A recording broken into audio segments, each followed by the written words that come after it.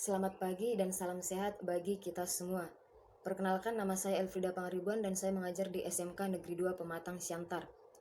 Di sini saya akan menyampaikan bab pertama yang ada di semester ganjil pada kelas 11 SMK atau SMA sederajat. Di sini saya akan menjelaskan teks prosedur, tetapi saya tidak akan menjelaskan secara keseluruhan. Saya hanya akan menjelaskan gambaran besar agar anak-anak kami sekalian atau siapapun yang menonton ini dapat memahami gambaran besar atau gambaran umum apa itu teks prosedur. Ya, jadi sebelum lanjut menonton video ini, jangan lupa kalian subscribe dulu YouTube saya untuk melihat video-video selanjutnya. Ya, apa itu teks prosedur? Mungkin anak-anak kami sekalian ada yang sudah pernah mendengar teks prosedur atau sudah pernah belajar mengenai teks prosedur, atau mungkin tidak tahu apa itu teks prosedur, tetapi jika kalian mengetahui, kalian akan berkata, oh ternyata yang saya lihat selama ini adalah teks prosedur.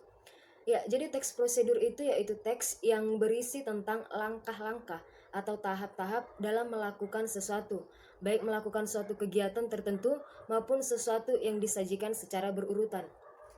Jadi yang dimaksud di sini teks prosedur adalah sebuah teks yang berisi mengenai langkah-langkah atau cara-cara melakukan sesuatu atau melakukan kegiatan atau membuat sesuatu.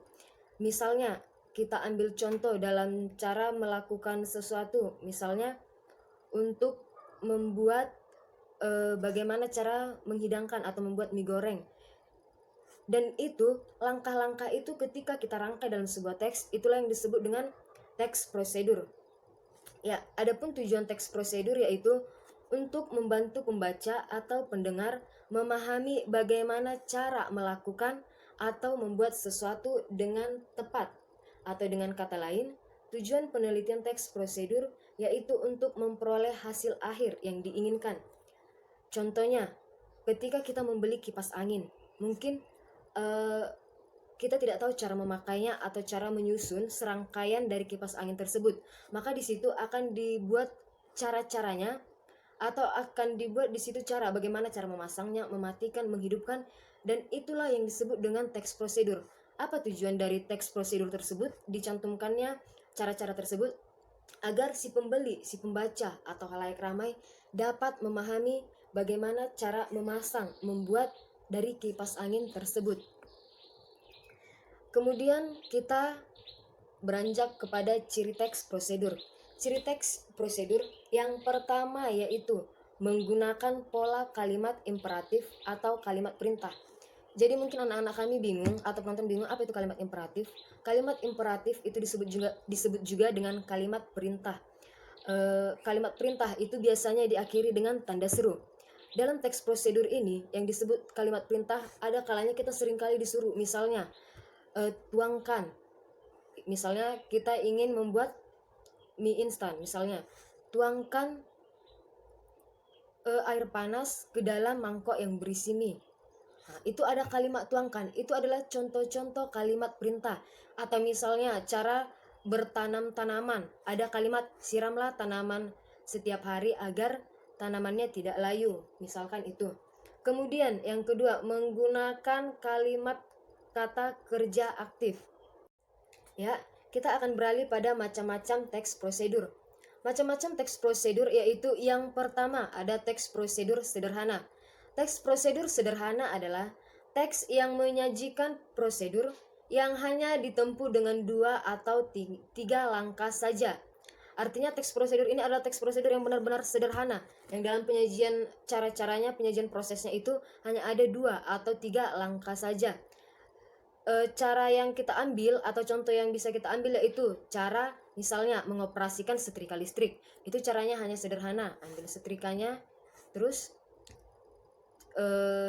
colokkan, menyala, atur suhu kepanasan atau tingkat kepanasan yang kita inginkan, maka sudah selesai. Itu adalah cara yang sederhana. Atau contoh teks prosedur mengenai cara mematikan atau menghidupkan televisi, itu hanyalah cara-cara yang sangat sederhana dan tidak memakan sampai lebih dari 10 langkah ataupun bahkan tidak sampai 5 langkah. Yang kedua yaitu teks prosedur protokol. Apa itu teks prosedur protokol?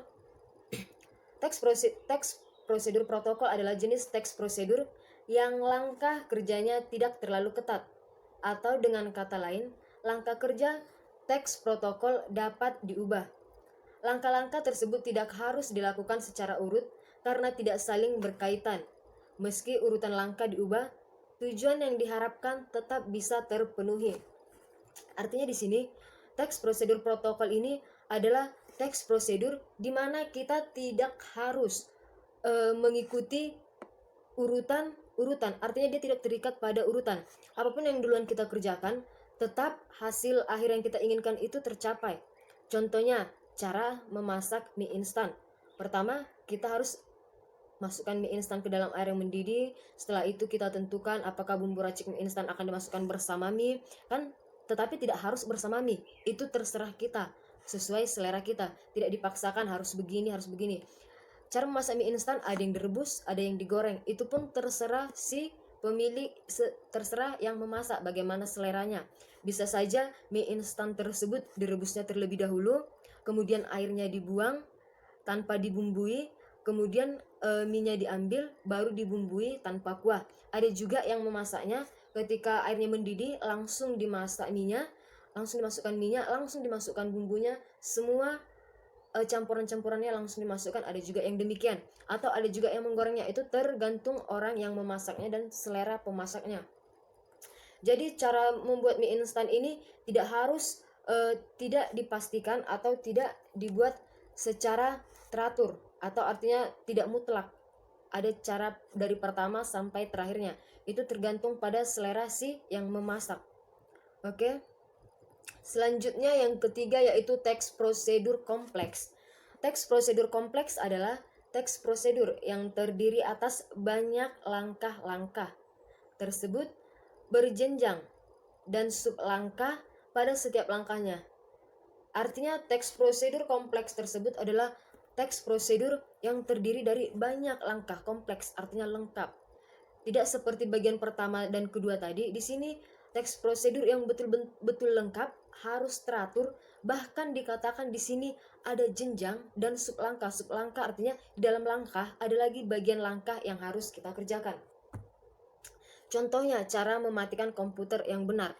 Bagi kita yang belum pernah atau pertama kali mengoperasikan komputer, pertama kali mengenal komputer, mungkin masih bingung bagaimana cara mematikan atau menghidupkan komputer. Di sini kita ambil salah satu cara, yaitu cara mematikan komputer. Di dalam cara mematikan komputer, kita tidak hanya langsung cabut komputernya atau cabut colokannya, tetapi ada langkah-langkah yang harus kita turuti, yang harus kita ikuti agar komputer yang sedang menyala dapat kita matikan dengan benar. Jika kita asal-asal mematikan, bisa jadi komputer tersebut masa digunakannya akan lebih sedikit atau artinya cepat rusak. Misalnya untuk mematikan komputer yang baik, kita klik menu start, kita klik shutdown, lalu kita pilih OK, lalu kita tunggu komputer sampai mati. Tetapi itu tidaklah untuk semua jenis komputer. Berbeda-beda dengan komputer yang lain. Misalnya ada Windows XP, ada Vista, ada Windows 7. Semua itu memiliki cara-cara mematikan komputer yang berbeda. Tidak semua komputer cara mematikannya sama. Itu yang dikatakan memiliki jenjang, tergantung jenis komputernya. Sekian pemaparan singkat dari saya mengenai materi teks prosedur. Kurang lebihnya saya mohon maaf, atau jika ada kata-kata saya dalam pengucapan salah, tolong dimaafkan. Kemudian di sini saya hanya ingin memberi sedikit gambaran kepada penonton ataupun kepada siswa kami yang melihat ini, mengenalkan apa itu teks prosedur, hanya gambaran besar. Jika untuk info lengkap atau ingin membaca bagaimana keterangan selanjutnya, bisa dilihat di modul yang telah di-share kepada siswa kami, atau bisa juga dibuka di website sekolah kita SMK Negeri 2 Pematang Siantar. Untuk melihat video selanjutnya mengenai pembelajaran, kalian bisa subscribe channel YouTube saya, dan saya akan menyajikan penjelasan-penjelasan singkat untuk mengenalkan kepada siswa kami sekalian gambaran singkat dari pembelajaran tersebut. Saya tidak akan paparkan keseluruhannya, tetapi saya hanya ingin menghantarkan siswa kami mendapat gambaran secara umum apa itu materi yang disajikan, sehingga ketika mengerjakan materi tersebut, siswa kami tahu apa arahnya, apa itu arti umum, gambaran umum, dan tidak mengambang pengertian yang dipelajari atau yang akan dipelajari ataupun yang sedang dipelajari. Sekian dari saya, salam sehat.